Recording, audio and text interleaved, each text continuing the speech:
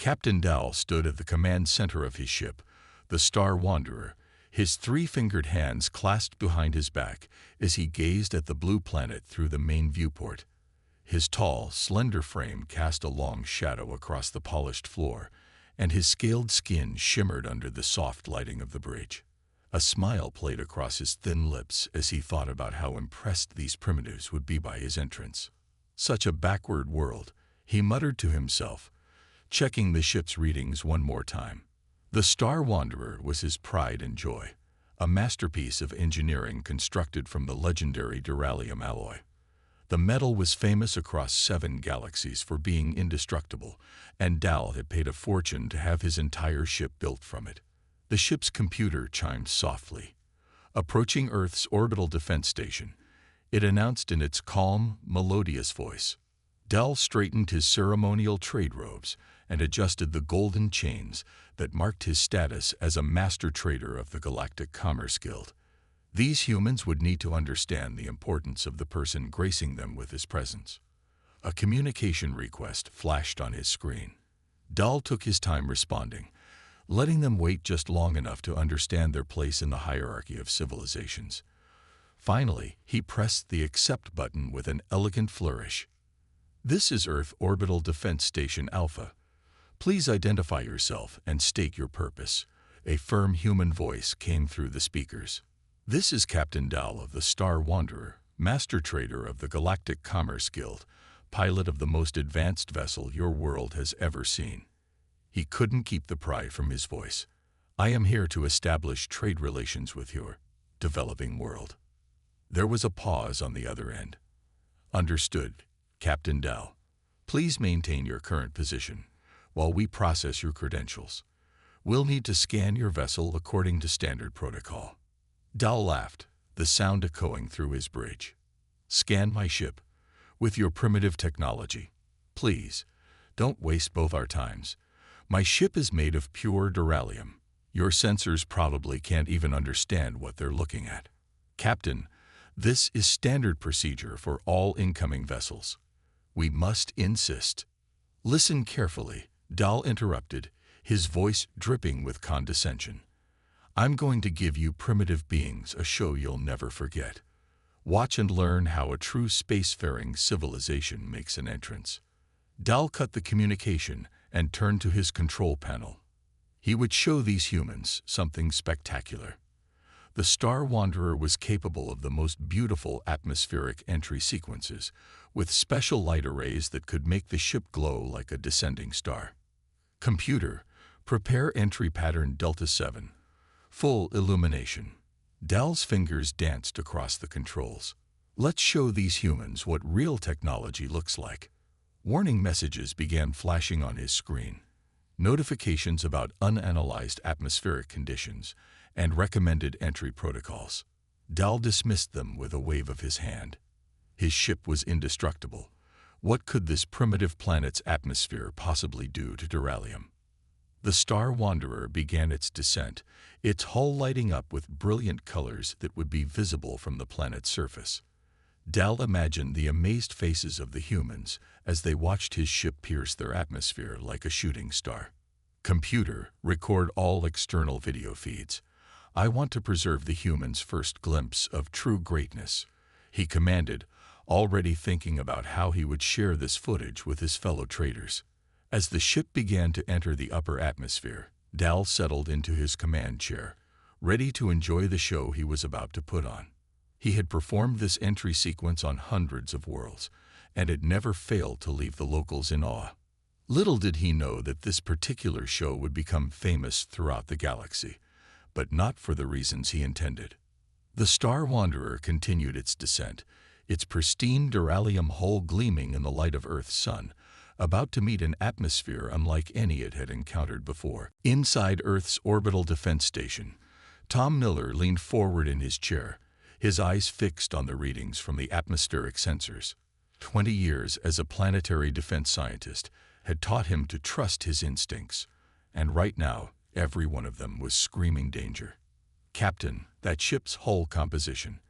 I've never seen anything quite like it," he said, turning to Commander Wilson, who stood behind him studying the main screen. But our atmospheric analysis suggests a possible reaction with. The commander nodded grimly. Try to reach him again. Make him understand. Tom activated the communication system. Star Wanderer, this is Earth Defense Station.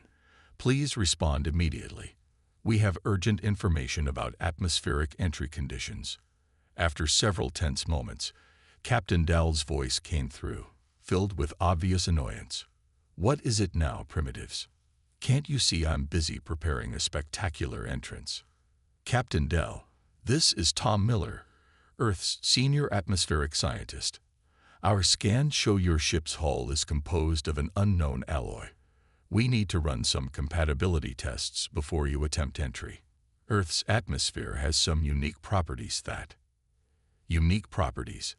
Dell's laughter cut through the transmission. I've entered the atmospheres of 1,000 worlds. My ship is made of duralium, the strongest material in the known galaxy. Your primitive atmosphere poses no threat to my vessel. Tom pressed on, his voice urgent but professional. Captain, please listen. Our atmosphere contains several rare elements in unusual combinations. We've had incidents with other materials that seemed stable until they encountered these specific conditions. At another monitoring station, Lisa Park, the chemical analysis expert, waved frantically. Tom, the simulation results are in.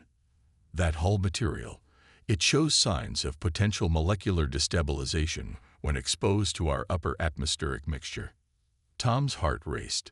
Captain Dell, we have simulation data showing possible hull degradation.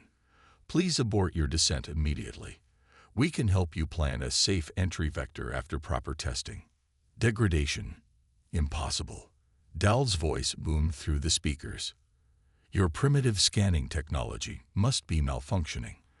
Let me educate you about duralium. It's been tested in the harshest environments of the galaxy. Acid storms, plasma winds, nothing affects it. Commander Wilson stepped forward. This is Station Commander Wilson. Captain Dell, I am ordering you to halt your descent. This is not a request. We will be forced to activate our defense systems if you continue. Defense systems. Dell's tone dripped with mockery. Against my duralium hull. Please, spare me your empty threats. Now, silence your warnings and watch true greatness in action.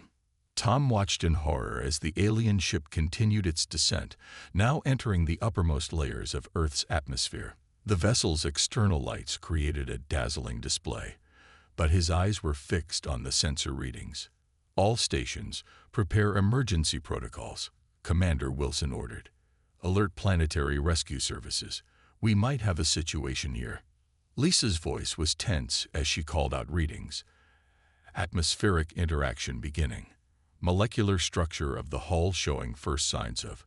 Wait, this can't be right. She double-checked her instruments. The hull's molecular bonds are beginning to weaken at an exponential rate. Tom grabbed the communication controls one last time. Captain Dell, our readings show your hull is already beginning to deteriorate. Please, there's still time to pull up. Return to orbit immediately. The only response was static, followed by Dell's voice, now slightly less confident. Your primitive instruments are. Wait, what's that reading? No, that's impossible. Through the station's viewports, they could see the Star Wanderer continuing its descent, its once brilliant light show now taking on an odd flickering quality.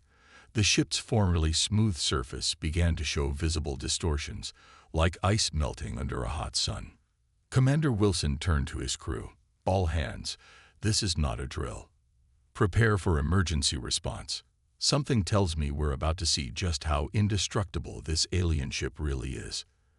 The entire station watched in tense silence as the Star Wanderer pushed deeper into Earth's atmosphere, its captain's pride about to meet the harsh reality of Earth's unique chemistry. The first sign that something was wrong came when Dell's coffee cup started vibrating on his control panel. He ignored it at first, too busy admiring the light show his ship was creating in Earth's atmosphere. The Star Wanderer's external cameras showed brilliant streams of color flowing around the hull, more spectacular than usual. Computer, status report. Dal commanded, still feeling confident despite the human's warnings. Hull temperature nominal. External pressure within acceptable range. Atmospheric composition analysis in progress. The computer paused, something it had never done before. Warning: unknown chemical reactions detected on hull surface. Dal's smile faded slightly. Explain. Surface layer of duralium showing unexpected molecular behavior. Detecting progressive breakdown off. The computer's voice crackled with static. Warning: external sensors 7 through 12 no longer responding. A sharp tremor ran through the ship, strong enough to make Dal grab his chair for support. He pulled up the external view on his main screen and felt his 3 hearts skip a beat. The once smooth surface of his precious ship was beginning to look wrong.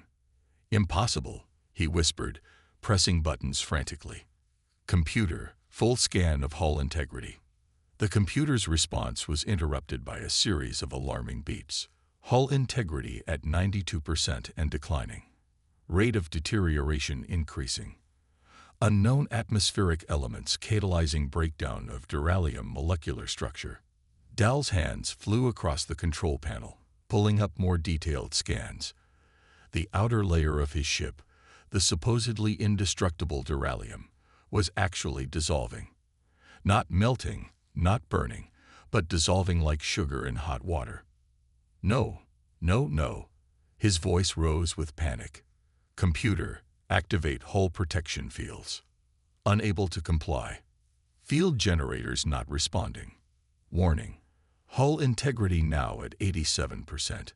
Another shudder ran through the ship, stronger this time. Dal watched in horror as pieces of his beautiful vessel's outer skin began peeling away, dissolving into the strange Earth atmosphere. The process was accelerating. The communication system crackled to life. Star Wanderer, this is Earth Defense Station. Our sensors show critical hull degradation.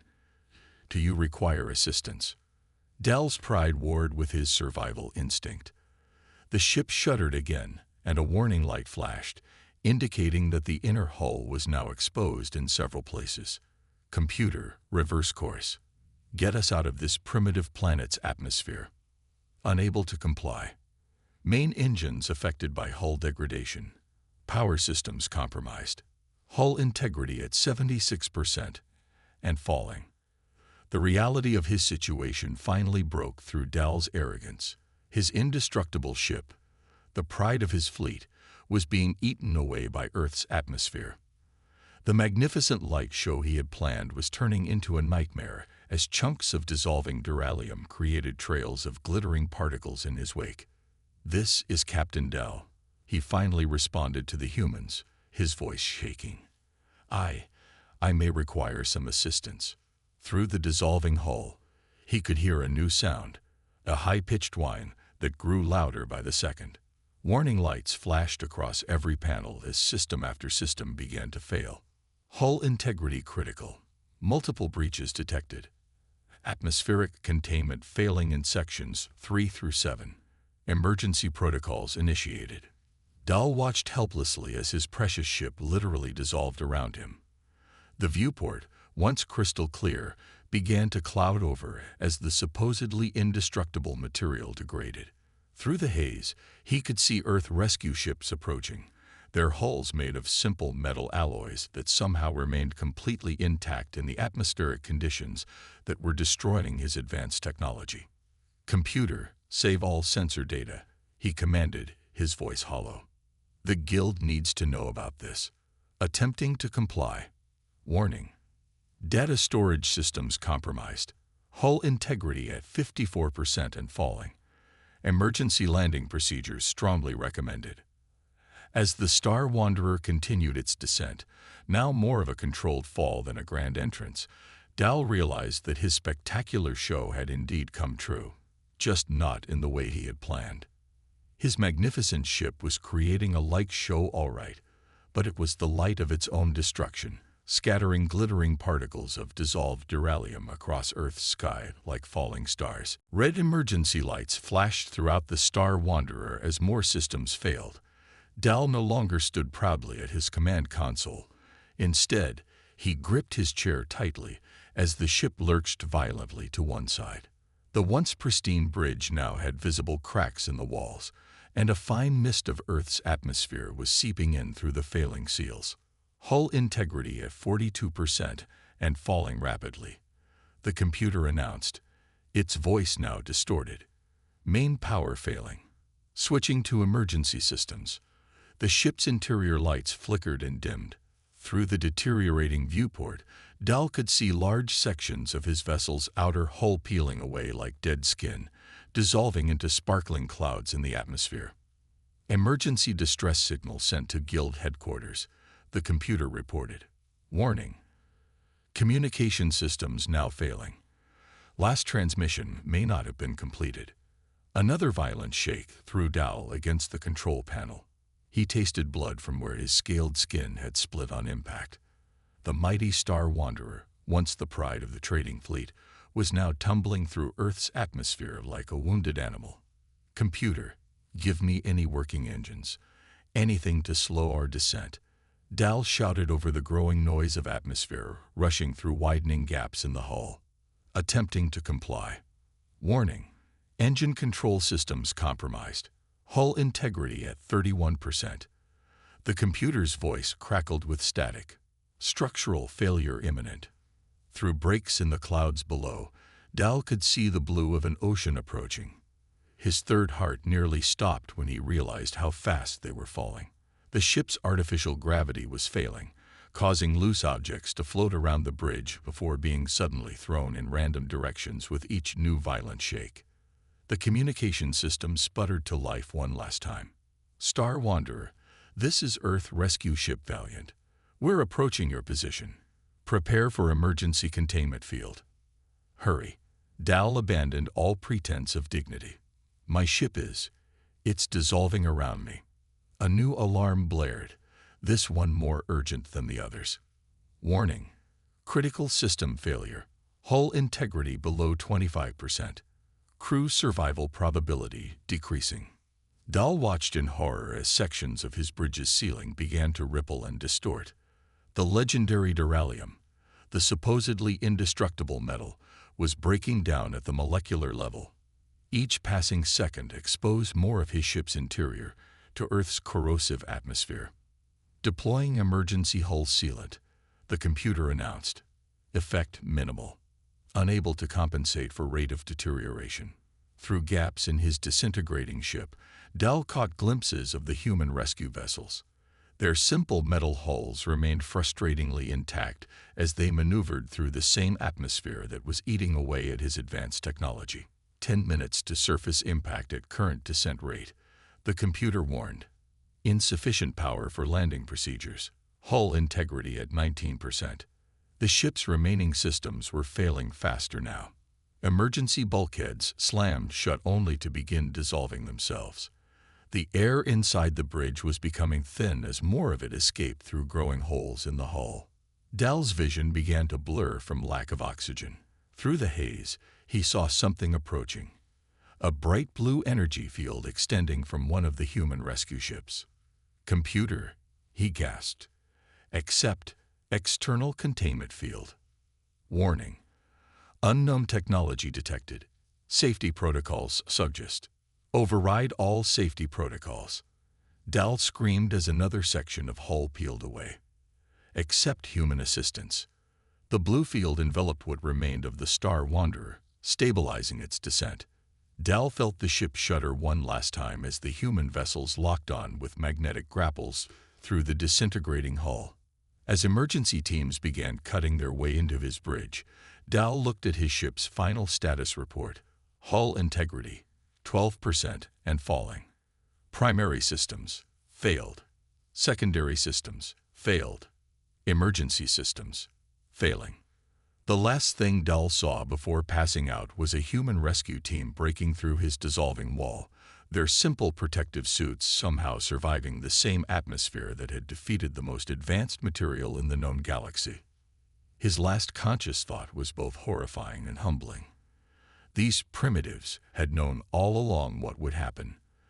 They had tried to warn him, and his pride had nearly cost him everything. Captain James Baker of the Earth rescue ship Valiant stood at his command station, watching the alien vessel deteriorate through their main viewport.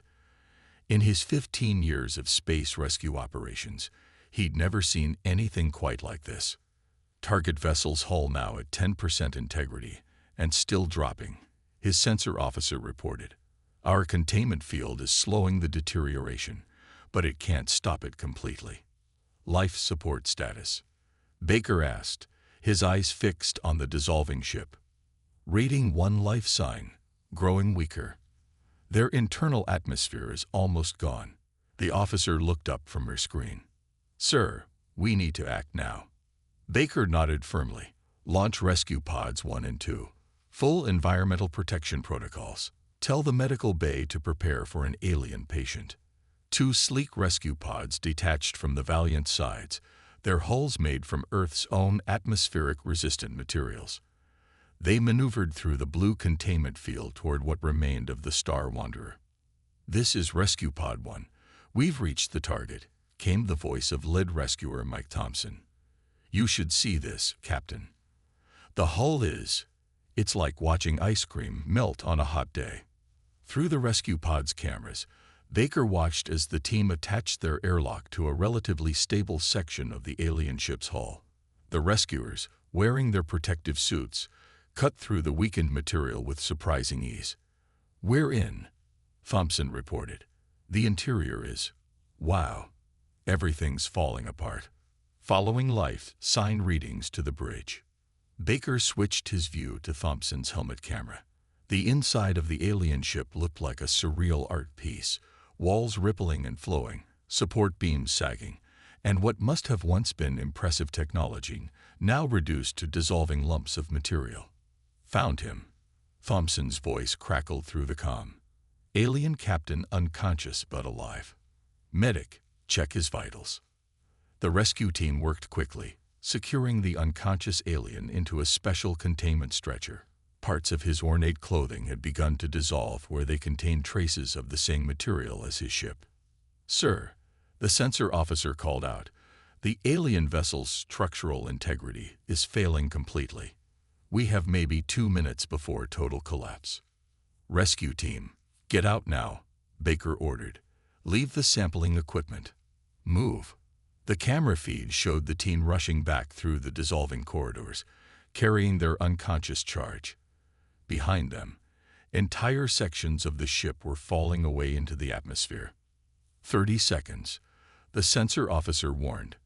The rescue pods disconnected from the dying ship just as its remaining structure gave way. The once proud vessel broke apart, its fragments dissolving into a cloud of glittering particles that scattered across the sky. Rescue pods secured, reported the docking officer. Medical team is receiving the patient now. Baker watched the final death of the alien ship through his viewport. It was both beautiful and terrifying. The dissolved duralium created spectacular patterns in the atmosphere, like a farewell light show from the vessel that had arrived so proudly just hours before. In the medical bay, Dr. Helen Rodriguez worked quickly to stabilize their alien patient. Oxygen levels returning to normal, she reported. Interesting. He has 3 hearts, all beating steadily now. I think he's going to make it. Captain Baker entered the medical bay just as Dal began to regain consciousness. The alien trader's eyes flickered open, focusing slowly on his surroundings. My ship? Dal asked weakly. Baker stepped forward. I'm sorry. Your vessel was completely lost. But you're safe now. Dal closed his eyes again, his scaled face showing what looked like shame. You tried to warn me. You're primitive. He paused, correcting himself. Your different atmosphere. You knew what would happen. We tried to tell you, Baker said gently. Earth's atmosphere is unique. What works elsewhere doesn't always work here. The guild must know, Dal muttered. All our great technology, defeated by simple air. Baker watched as the medical team continued their work, thinking about how this day would change things. Earth's unusual atmosphere, once seen as a limitation, had proved to be an unexpected defense system.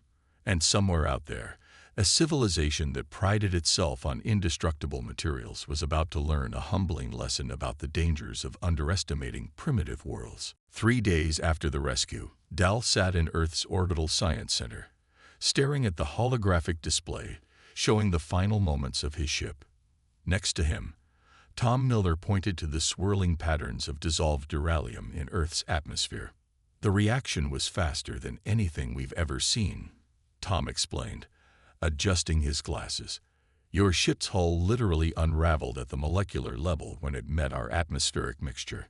Dr. Rivera, Earth's leading chemist, stepped forward with another hologram showing molecular structures. Look here, she said, pointing to a complex pattern. Earth's upper atmosphere contains trace elements that aren't found together anywhere else we know of. When these elements combined with your duralium, they broke its molecular bonds, Dal finished, his voice hollow. But how? Duralium is used throughout the galaxy. It's supposed to be perfect. Tom pressed a button, bringing up a new display. A database recovered from the Star Wanderer's computers. Actually, Captain Dal, we found something interesting in your ship's damaged memory banks. Dal leaned forward, his scales shifting color slightly as he read the data.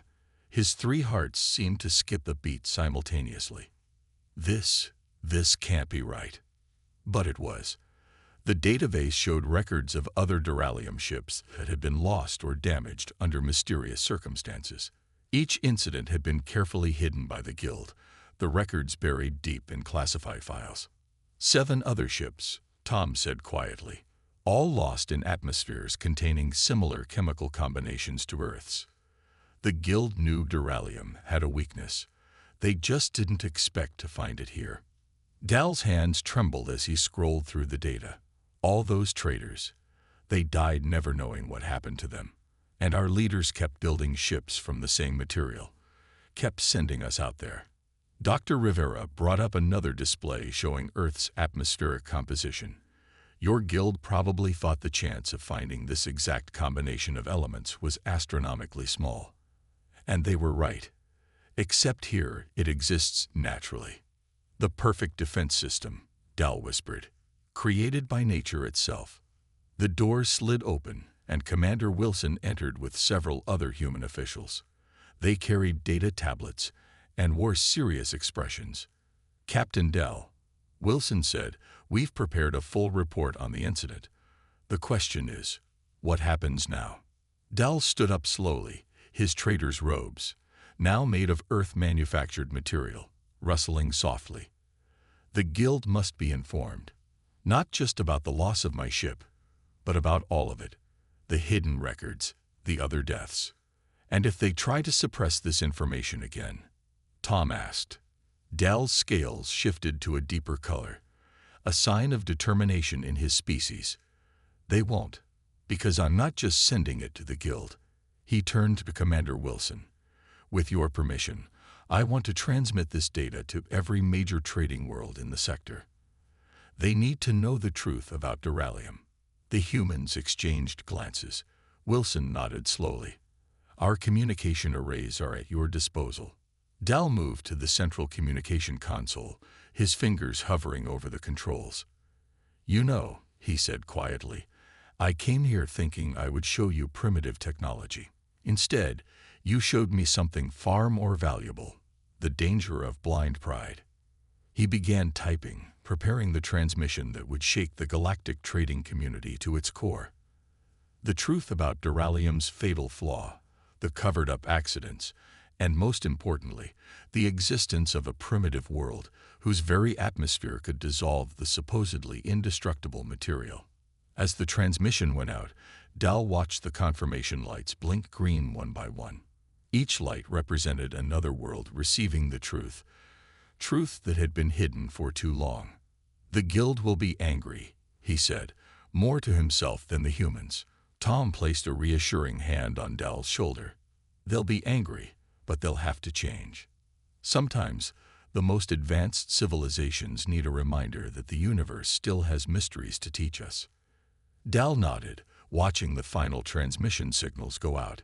His ship was gone, dissolved into Earth's atmosphere, but perhaps its destruction would prevent future tragedies.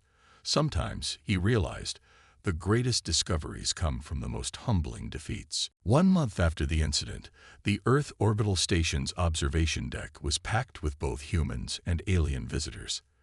They had all come to witness something unprecedented, the first official meeting between Earth scientists and a Galactic Commerce Guild's emergency committee. Dal stood by the window, watching as the Guild's diplomatic vessel approached, notably made of a new, Earth atmosphere-compatible material. He smiled slightly at that detail. "Quite a change from your entrance, isn't it?" Tom Miller asked, joining him at the window. "Indeed," Dal replied, touching the window's surface. "Their ship's hull is designed to work with Earth's atmosphere, not fight against it. We're already learning." The Guild's vessel docked smoothly, and soon the observation deck filled with more visitors. The Guild representatives, wearing their ceremonial robes, looked uncomfortable, especially when they saw Dal. Guild leader Marcus, a tall figure with silvery scales, stepped forward. "Captain Dal," he said stiffly, "your transmission has caused quite a stir across the trading worlds." "Good," Dal replied simply. "It was meant to." Commander Wilson called the meeting to order. On the main screen, images appeared showing the dissolution of the Star Wanderer, alongside data from the other previously hidden incidents. Since Captain Dal's broadcast, Wilson announced, 17 other trading vessels have come forward with reports of hull degradation in similar atmospheric conditions. Thankfully, none were as severe as what happened here. Dr. Rivera stepped up next, displaying molecular diagrams. "We've developed a new testing protocol for ship materials. Simple, but effective. No vessel will be cleared for atmospheric entry until its hull composition is verified safe." The Guild representatives shifted uncomfortably, but Guild leader Marcus nodded. "The Guild accepts these new protocols," he said. "We also—" He paused, seeming to struggle with the words. "We also wish to formally apologize for concealing the previous incidents." Tom activated another display, this one showing a new ship design. "We've been working with Captain Dal on something else too. A new type of hull coating that actually works with atmospheric variations instead of trying to resist them." Dal stepped forward. "My pride in Duralium nearly killed me," he said, addressing everyone.